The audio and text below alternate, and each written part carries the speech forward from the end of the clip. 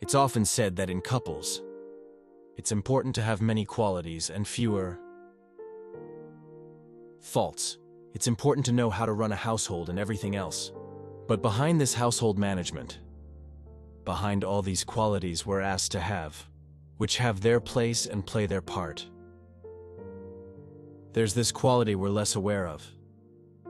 And sometimes we're aware of it, but we do it in the wrong way. It's the ability to help our partner improve. Anyone who understands this, do things differently.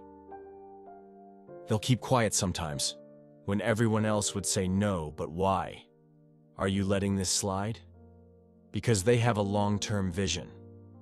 Anyone who understands this principle, understand that they must first improve themselves. They must first set an example for their partners. They must first play an important role to get that leverage I talked about in a previous video. But above all, they have to understand their partner. Understand all the mechanisms that push this person to do such and such a thing, and so on. And that's why it's not often said, but marriage is a school. The biggest subject of study in your life is your partner. You may understand most of life's mysteries, but understanding human beings, sometimes it takes a lot of experience and years, and you'll die without ever understanding all human beings. Because all you have to do is change partners, to see the differences, but to see all the things that complement each other equally. So, we have to have this ability to help our partner improve. And as I was saying, the first thing in the process, or one of the first things, I'm not going to put them in a perfect order, because it depends on the individual and on ourselves, is, as I was saying, to have qualities ourselves. Try to be an example. At the beginning of the relationship, while our partner is in I command mode, I impose my will, I decide.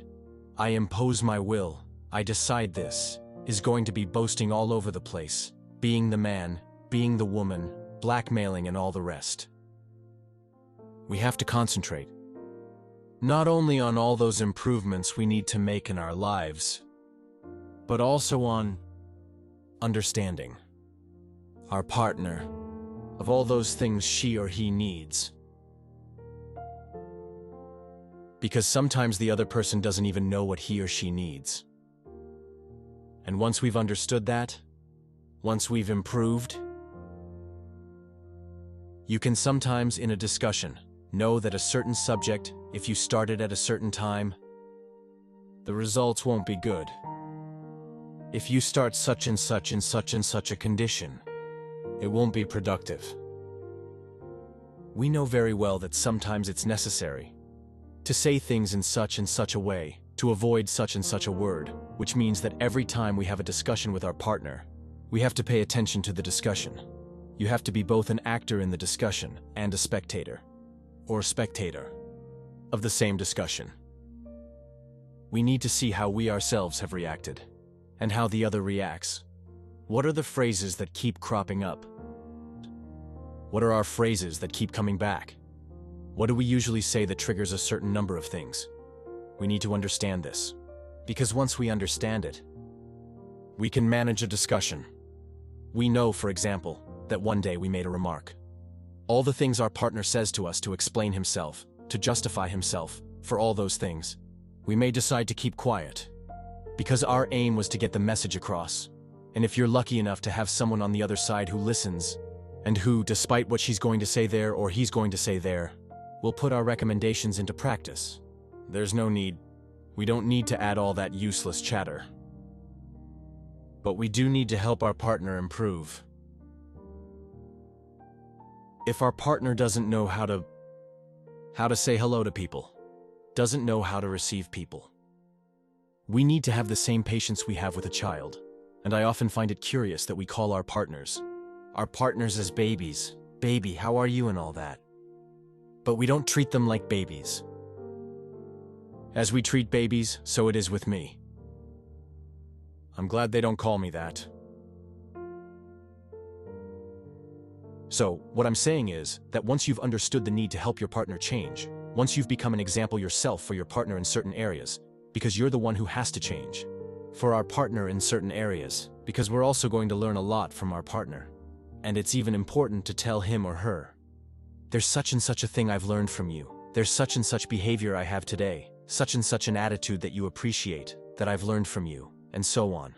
All those phrases that can sound like flattery, in fact, are also a way of saying to our partner, look, I've learned from you, you can learn from me. But you don't just have to learn from me, you have to learn from others too. You don't just have to be like me, you have to be like you. In your own image, but I mean, a better version of you. And sometimes we need to reassure our partner. Often, we think we're going to help our partner with a lot of reproaches, and sometimes behind those reproaches, we want to impose our will. We want the other person to do things our way. Except that we ourselves are not exceptional. We have no light.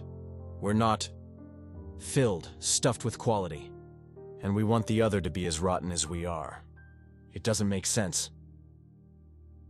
We already have to be the light that attracts the other person, that guides our partner through this tunnel.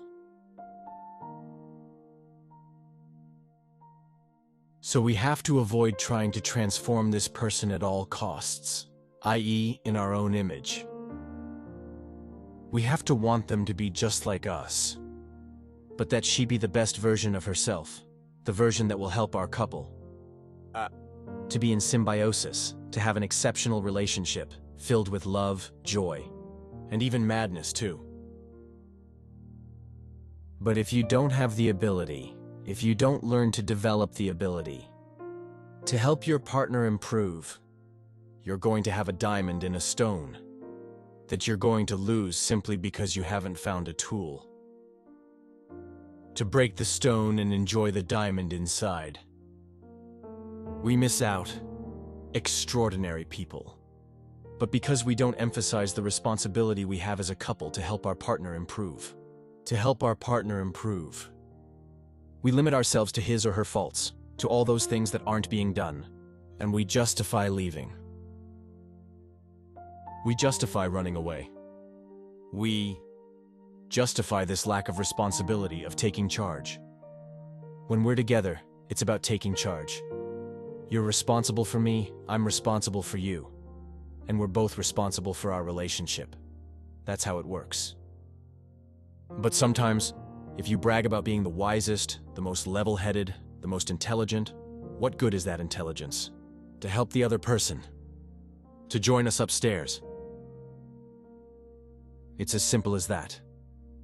So there you have it. I invite you to work on this quality, but also to be very humble. To question yourself all the time. Your approaches, to improve what needs to be improved in your approach. Don't have one idea and say to yourself, this is what I've understood about him or her. This is what is. Otherwise, you'll be wrong all the time and you'll give up pretty quickly, simply because you've tried things that don't work. Because you've tried things that didn't work, and didn't change your approach. But each of us is exceptional. And before we criticize our partner for not improving, let's try to propose solutions that take into account their context, their way of thinking, their realities, even their past.